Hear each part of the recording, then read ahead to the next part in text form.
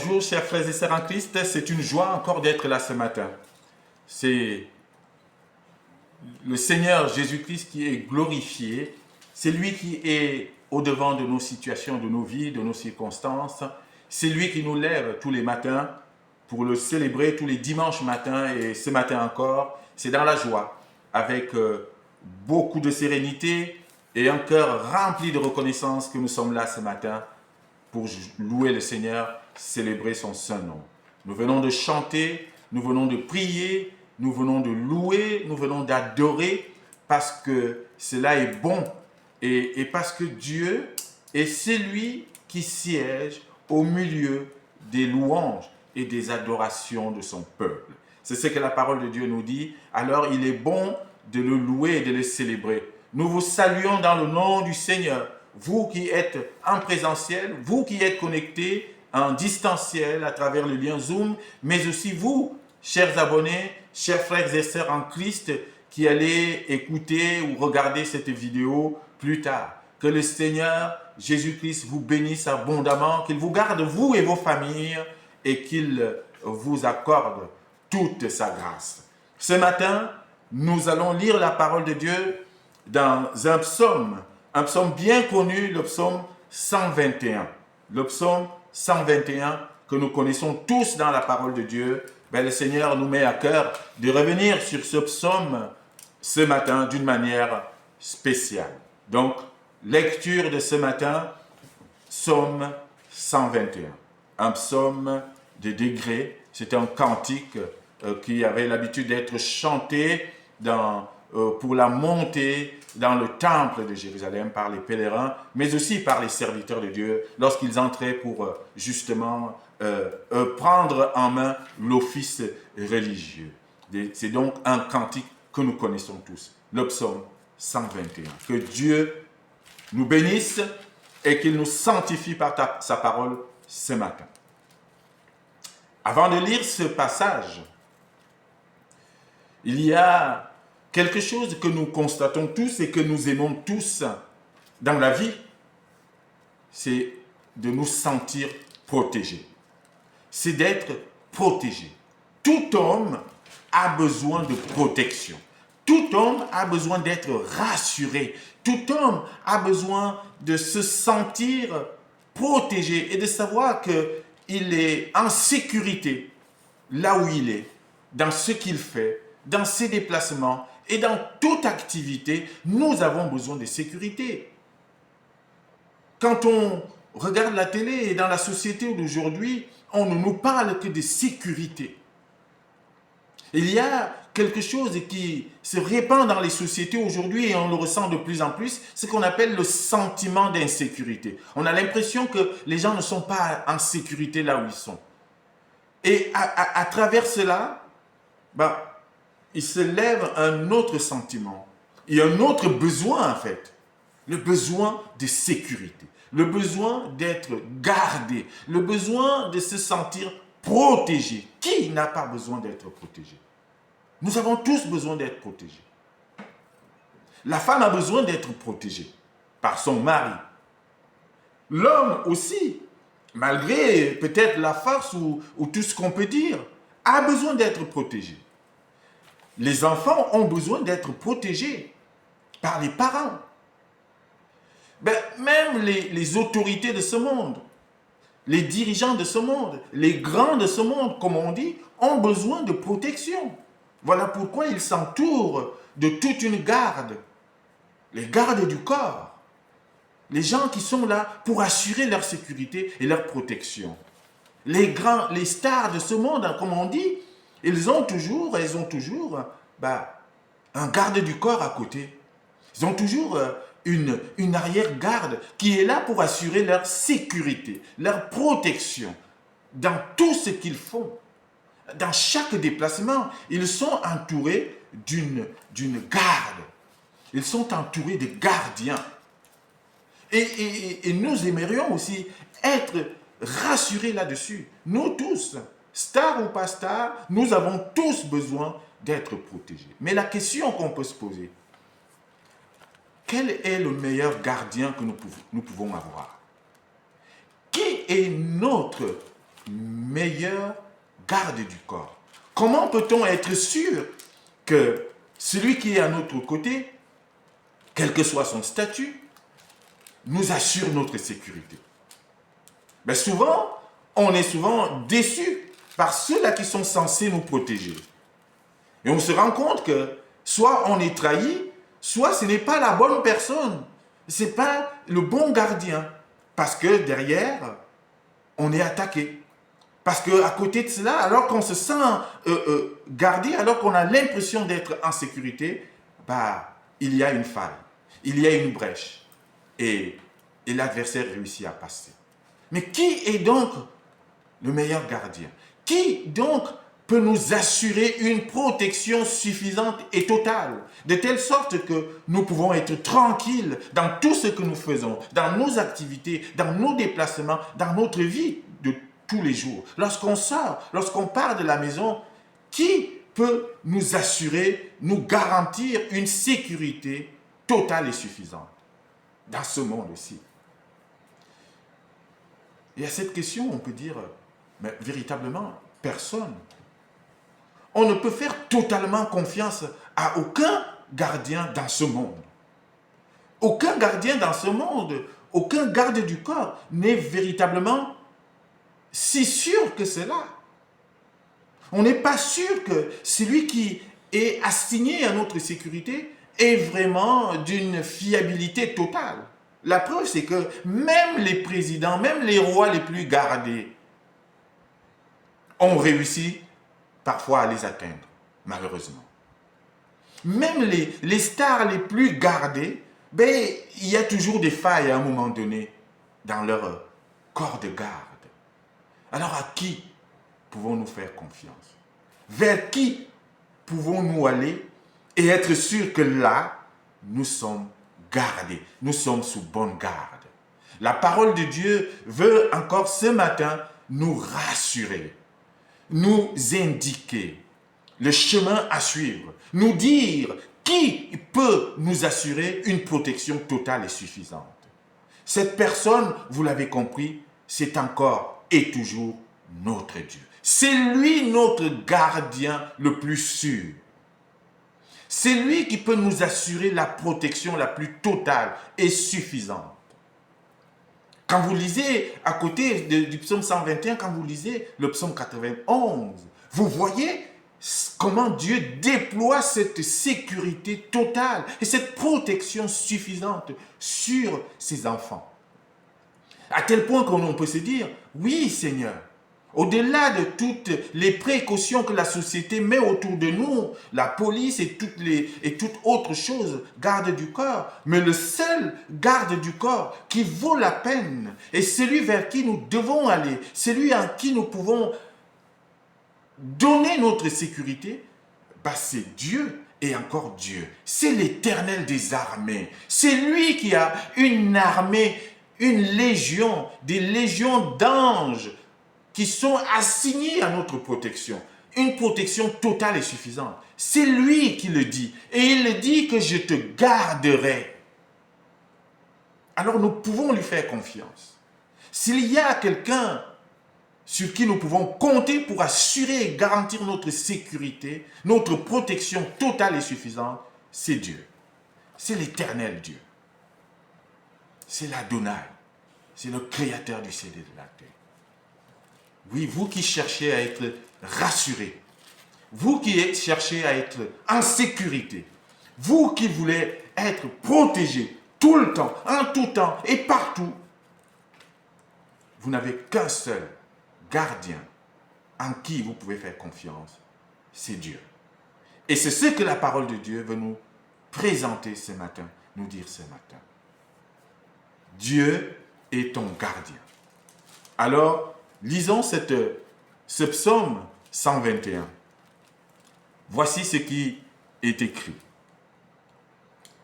Cantique des degrés. Je lève mes yeux vers les montagnes. D'où me viendra le secours? Le secours me vient de l'Éternel, qui a fait les cieux et la terre. Il ne permettra point que ton pied chancelle. Celui qui te garde ne sommeillera point. Voici, il ne sommeille ni ne dort, celui qui garde Israël. L'Éternel est celui qui te garde. L'Éternel est ton ombre à ta main droite. Pendant le jour, le soleil ne te frappera point, ni la lune pendant la nuit. L'Éternel te gardera de tout mal. Il gardera ton âme. L'Éternel gardera ton départ et ton arrivée dès maintenant et à jamais. Amen. Voilà la parole qui nous est adressée ce matin par notre Dieu. L'Éternel garde, l'Éternel gardien, le Dieu qui garde, le Dieu qui protège. Près de 6 fois dans ce psaume, nous trouvons le terme garder, le verbe garder. 6 fois dans le psaume 121, il y a cette expression, il y a ce mot, garde, l'Éternel te garde. Et quand la parole de Dieu insiste sur quelque chose, sur un mot, sur un thème, c'est pour justement diriger nos regards vers ce terme. Et pour nous dire et insister et appuyer une vérité. Dieu est ton gardien. Dieu te garde. Dieu est le meilleur gardien. Il est le meilleur garde du corps qui puisse exister. Il n'y a pas de garde plus éveillé, plus sûr que Dieu. La preuve, c'est que quand c'est un humain qui garde, à un moment donné, il finit par s'endormir et le voleur passe. Ou il finit par se fatiguer et l'adversaire réussit à passer. Mais s'il y a quelqu'un dont tu es sûr qu'il te gardera, qu'il protégera ta vie, tes enfants et tout ce que tu as, sans faillir, c'est Dieu. Et c'est ce que le psaume 121 nous dit ici, ce matin. Et la première chose que nous pouvons retenir de ce psaume et de cette vérité qui nous dit que Dieu est notre gardien, c'est qu'il nous dit ici que ce Dieu gardien est un Dieu, est un gardien qui ne dort jamais. C'est la première chose. C'est un gardien qui ne dort jamais. Le gardien humain, il va s'assoupir à un moment donné. Même si on l'a positionné pour garder 24 heures sur 24, à un moment donné de sa garde, de sa mission, il va somnoler. Il va s'endormir parce que c'est humain, c'est normal, c'est physique. Personne ne peut tenir H24 sans s'assoupir, sans se fatiguer, sans dormir. Donc le gardien humain, à un moment donné, il sera amené à dormir. C'est pour ça qu'il y a des relais à un moment donné. Et même quand il y a ces relais, il y a de la fatigue qui nous guette. Et c'est le côté humain, et c'est normal.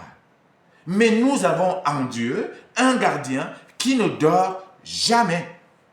Ça veut dire quoi? Ça veut dire qu'il est éveillé en permanence.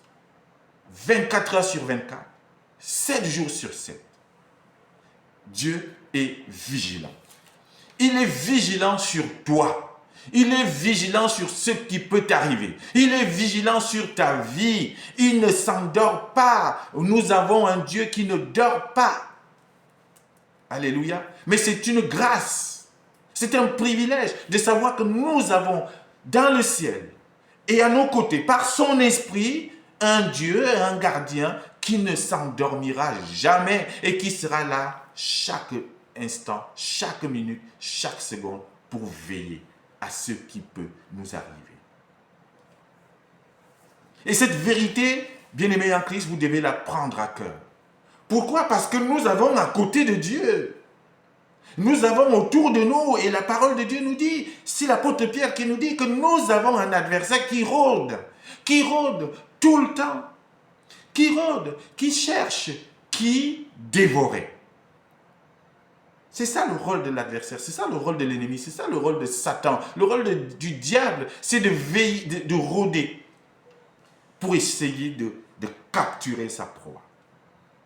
Et je vous assure que lui, il rôde aussi 24 heures sur 24, 7 jours sur 7, cherchant qui dévorer. C'est ce que nous dit la parole. Et donc, face à un tel adversaire, nous avons besoin d'un gardien efficace. Nous avons besoin d'un gardien qui tient la route. Nous avons besoin d'un gardien qui ne dormira pas, qui va être éveillé 24 heures sur 24. Et ce gardien, nous l'avons trouvé, et c'est la bonne nouvelle, c'est notre Dieu. Voilà pourquoi nous devons nous confier à lui. Face au rôdeur, face au voleur, face à celui qui veut détruire et voler, Satan, le diable, nous avons un gardien de feu, un gardien qui ne s'endormira jamais. Et donc, qui sera toujours prêt à bondir. Notre Dieu, c'est un lion rugissant. Il bondit sur l'adversaire lorsqu'il essaie de nous mettre la main dessus. Il veille sur nous. Alléluia, il veille. Et c'est cela la bonne nouvelle. Bien-aimé en Christ, c'est pour ça qu'il faut lui faire confiance. Nous avons un gardien fiable, Dieu. Il ne dort jamais. Dieu ne dort pas. Il ne sommeille pas. Il veille pour que ta vie soit assurée, pour que ta sécurité soit garantie en permanence.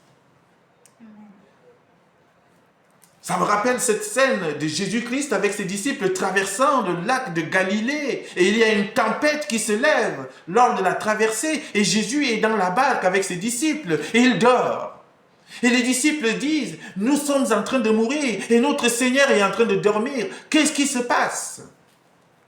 Et ils pensaient que justement Jésus dormait. Et ils vont réveiller Jésus et disent, mais tu ne vois pas que nous sommes en train de mourir et toi tu dors. Jésus qui se lève, qui dit, mais qu'est-ce qui se passe? Il dit, nous sommes en train de mourir. Il dit, gens de peu de foi. Il dit, vous n'avez pas la foi. Je suis moi, Jésus, avec vous dans la barque. Et vous pensez que je peux vous laisser périr. Et vous pensez que je m'endors. Non, Jésus ne dormait pas. Il voulait voir la réaction de ses disciples. Et lorsqu'il s'est levé, il a fait taire la tempête. Dieu ne dort pas. Il veille pour toi. Sache-le. Et c'est le signe de son amour pour toi. Et la deuxième chose que nous pouvons retenir, bien-aimés en Christ, c'est que ce gardien qui ne dort pas, c'est aussi un gardien qui est une ombre à ta main droite. C'est une ombre, mais qui ne te fait pas de l'ombre. Dieu est une ombre à ta droite. Ça veut dire quoi? C'est quoi le rôle de l'ombre? Quand on a l'ombre, sa silhouette, c'est-à-dire c'est une image, c'est une silhouette qui colle à nous et qui ne nous lâche pas. Ton ombre te suit partout. Pas un pas sans ton ombre. Et Dieu, et l'image qui est donnée dans ce psaume, c'est cela, que Dieu est une ombre à ta main droite. C'est-à-dire, il est collé à toi, il est attaché à toi. C'est un garde du corps qui ne te lâchera même pas un centimètre. Tu bouges, il sera avec toi. Tu vas à gauche, il sera là. Tu vas à droite, il sera là. Dieu ne te lâche pas.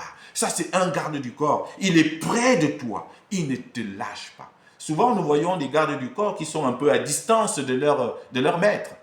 Ils observent une certaine distance pour les laisser un peu respirer. Mais parfois, quand l'attaque arrive, c'est trop tard. Le temps que le garde du corps démarre une course pour venir protéger son maître, parfois c'est trop tard. Mais Dieu n'est pas un garde du corps qui te lâche ou qui laisse une distance. C'est un garde du corps qui est rapproché, près de toi, collé à toi. Et c'est pour ça que l'image qui est donnée dans ce psaume, il dit une ombre. Est-ce que tu peux te détacher de ton ombre? Non, ton ombre ne se détache pas de toi. Ton ombre te suit, te colle au basket jusqu'au bout. Et c'est l'image qui est utilisée ici pour dire que Dieu ne te lâche pas.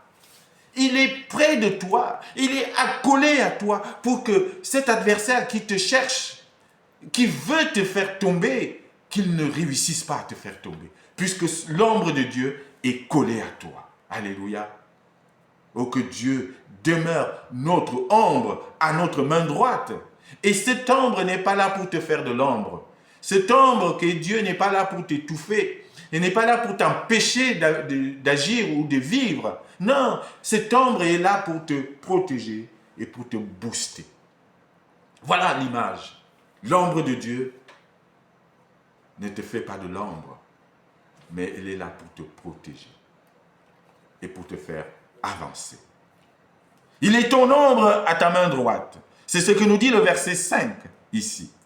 L'Éternel est celui qui te garde. L'Éternel est ton ombre à ta main droite. Signe de protection, signe de puissance. Quand on parle de main droite de Dieu, c'est la puissance, c'est sa capacité à agir. Et il est là à ta droite pour agir et intervenir et bondir et rugir à chaque fois que l'adversaire essaie de te toucher. Alléluia. Nous sommes ses enfants. Nous sommes sous bonne garde. Tu es sous bonne garde. Fais-lui confiance. Fais confiance en Dieu. Troisième chose, bien-aimé en Christ, Dieu est un gardien protecteur. Alors s'il y a une protection à connaître, c'est celle de Dieu. Et cette protection, c'est une protection qui se manifeste, qui s'étale jour et nuit. De jour comme de nuit, Dieu te protège. Et c'est pour ça que dans ce psaume, il nous prend l'image du soleil le jour et de la lune la nuit. Il dit, le soleil ne te frappera pas le jour, ni la lune la nuit. Il te protège contre tes adversaires du jour, ceux qui sont parfois visibles, parce que oui, nous sommes parfois entourés d'adversaires visibles qui viennent nous attaquer au travail,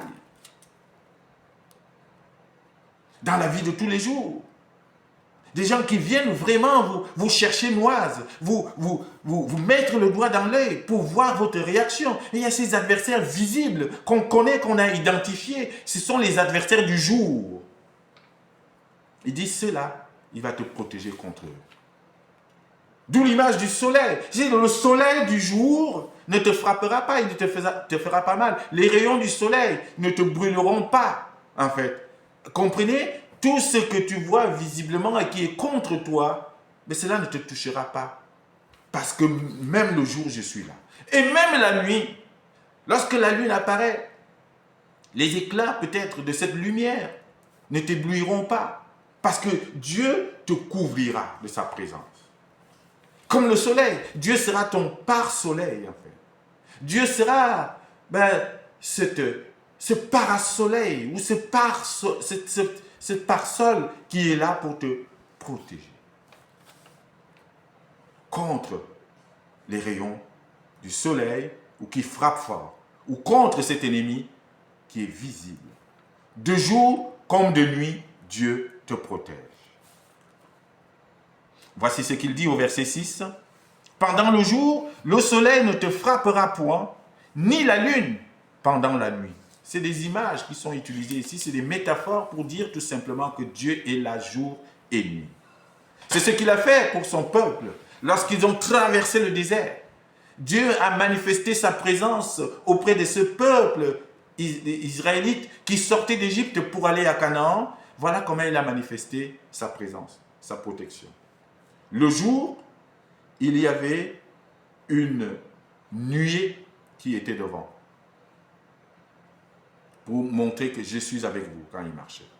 Et la nuit, c'était la colonne de feu qui se levait devant le peuple pour dire « Je suis là ». Dieu est là jour et nuit. Il te protège. Il manifeste sa présence pour que tes ennemis du jour ne te touchent pas et que tes ennemis du soir ou de la nuit ne te touchent pas non plus, puisqu'il y a des ennemis des ténèbres. Il y a les adversaires, les ennemis qui se lèvent que la nuit pour essayer de faire le mal. Et là-dessus, Dieu se lève aussi. Il est là. Il y a les adversaires qui sont là aussi pour le jour. Et Dieu se lève aussi contre eux. Dieu te protège jour et nuit.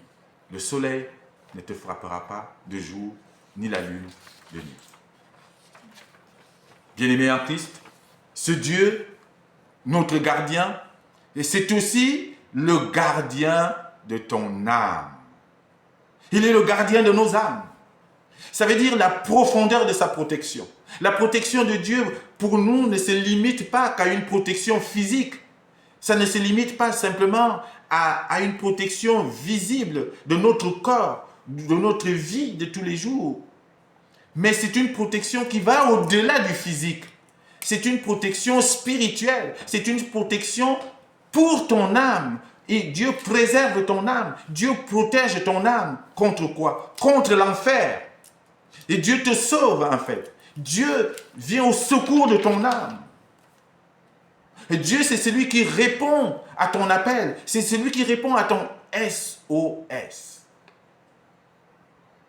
Vous savez ce que ça veut dire en anglais? Save our soul. Sauve nos âmes, sauve nos esprits. Et Dieu est là pour sauver ton âme, pour protéger ton âme. Et c'est ça l'image du salut. Le corps disparaîtra. Ton corps disparaîtra. Nous mourrons tous. Nous disparaîtrons tous de cette terre. Mais après cela, est-ce que nous aurons la vie éternelle? C'est ça la vraie question. Et c'est ça la vraie protection. C'est une protection profonde, bien-aimé en Christ, qui va au-delà du physique. Oui, Dieu te protège contre les accidents de la route. Dieu te protège contre la mort subite. Dieu te protège contre les attaques de maladies dures et difficiles, des AVC et toutes ces choses-là. Dieu t'évite tout cela. Ou même quand ça arrive, Dieu vient te relever. C'est aussi cela la protection de Dieu. Ça ne veut pas dire qu'il ne t'arrivera pas quelque chose de dur et de difficile. Mais la protection de Dieu se manifeste aussi au moment où l'épreuve arrive, où la difficulté arrive, où la maladie arrive. Dieu manifeste sa protection en venant te délivrer de cette maladie, en venant te guérir. Mais il va au-delà de cette guérison physique. La protection de Dieu s'étend jusqu'à notre âme, pour préserver notre âme. Ton âme est réservée à la vie éternelle. Et c'est cela la protection que Dieu t'accorde. C'est le gardien de ton âme. C'est le gardien de nos âmes. C'est le gardien de nos vies. C'est lui qui nous donne la vie éternelle. Et il nous garde nos âmes à travers son Fils Jésus-Christ, qui est le berger de nos âmes. C'est Jésus-Christ. Alors si tu crois en Jésus-Christ, si tu marches avec Jésus-Christ, si tu acceptes Jésus-Christ dans ton cœur et dans ta vie, alors ton âme est gardée. Ton âme est réservée pour le salut et pour la vie éternelle. Dieu est le gardien de ton âme. Verset 7. L'Éternel te gardera de tout mal, il gardera ton âme. Garde ça dans ton cœur. C'est Dieu qui garde ton âme. Et ne fais pas en sorte que ton âme se perde. Et on peut faire perdre son âme en choisissant de devenir rebelle à Dieu, en choisissant de marcher avec l'ennemi, l'adversaire, en choisissant de tourner le dos à Dieu. On choisit la voie de la perdition de l'âme plutôt que celle de la protection de l'âme. Alors choisis le chemin de la protection de ton âme. C'est le chemin de Dieu. C'est Jésus-Christ. Dieu garde et il gardera ton âme. Que cela soit ton partage ce matin. Bien-aimé en Christ, pour finir, Dieu est le gardien de ton départ et de ton arrivée. Et c'est par là qu'il finit. Le verset 8 nous dit: l'Éternel gardera ton départ et ton arrivée dès maintenant et à jamais. Mais le contexte de ce psaume nous parle justement aussi en fonction de ce qui s'est passé avec le peuple d'Israël. En sortant d'Égypte, Dieu a assuré leur départ et Dieu a assuré aussi leur arrivée à Canaan. Et entre-temps, il y a eu le désert. Entre-temps, il y a eu le voyage. Entre-temps, il y a eu 40 années de voyage. Et Dieu a assuré le départ et il a assuré l'arrivée. Mais pourquoi le psaume nous dit « Dieu gardera ton départ et ton arrivée » et il ne nous parle pas du reste du voyage? Est-ce que ça veut dire que pendant le voyage, Dieu ne te garde pas? Pourquoi le psaume 121 insiste sur ces deux moments du voyage, le départ et l'arrivée? Ce sont, bien-aimés en Christ, deux moments cruciaux du voyage.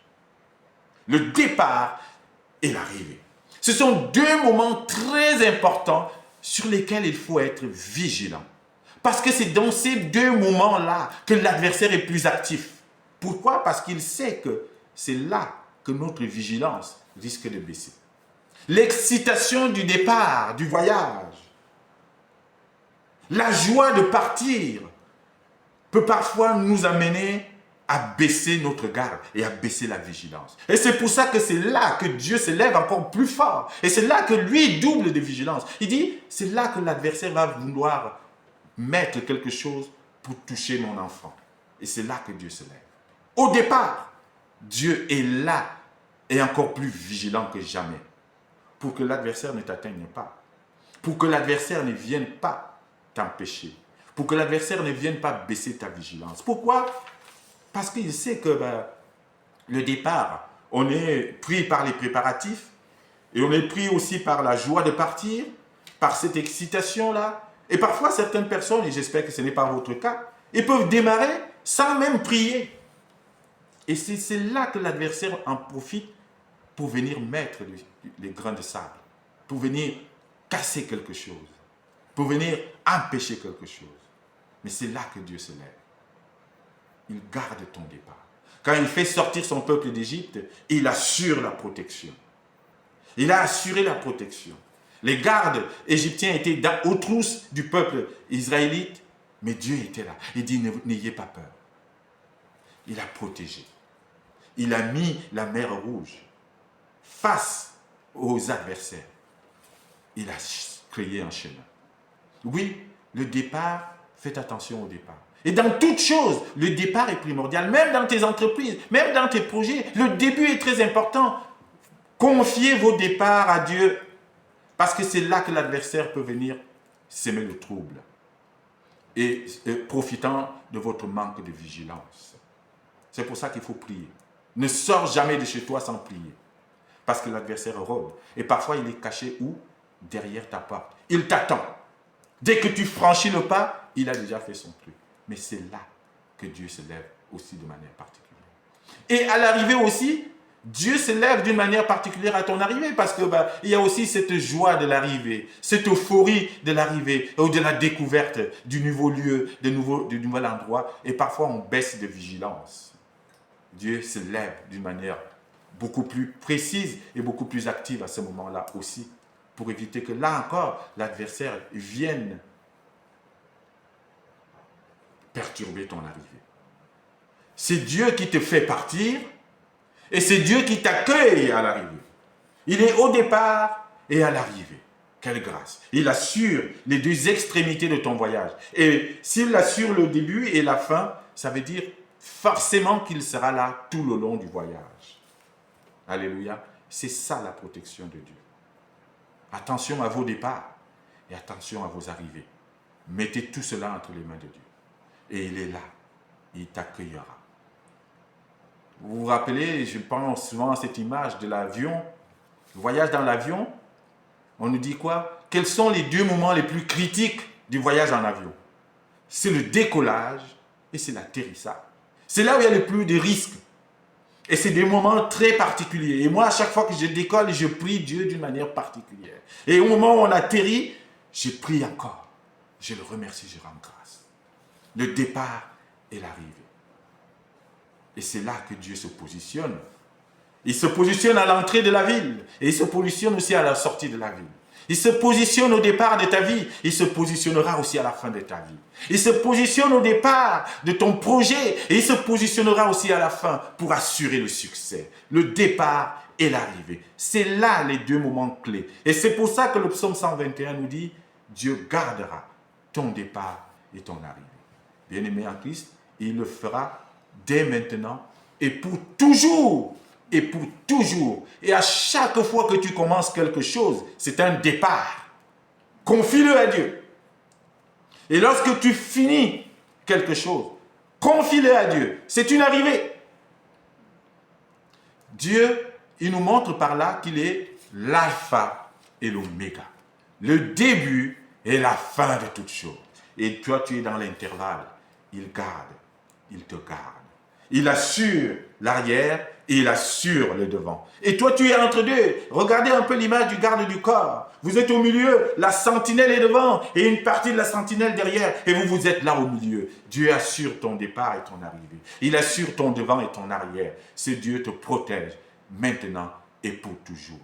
Que cette protection soit notre partage. Que cette protection divine te soit accordée, mon frère et ma sœur, dans toutes tes entreprises. Amen.